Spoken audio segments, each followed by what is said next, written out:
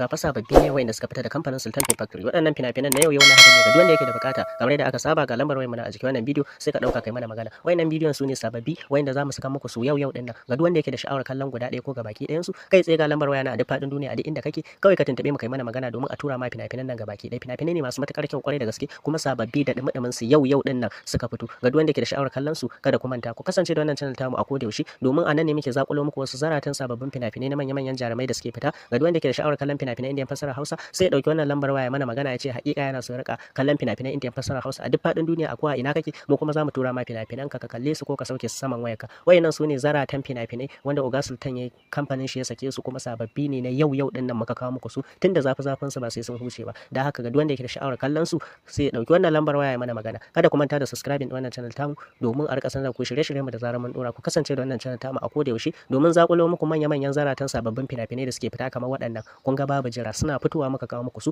to idan kuna so ku kalle su kuma sai ku dauki lambar waya muku yi mana magana. Kada ku manta da sharing zuwa ga ƴan uwa da abokan arziki. Mun gode sai mun sake haduwa da ku a manya-manyan fina-finai masu fitowa daga kamfanonuwa daban-daban na fassara. Waɗannan su ne manya-manyan fina-finai na yau din nan. Ga mai sha'awar kallo ga lambar waya na a jikin wannan bidiyo ka dauka ka biyo mu kai mana magana.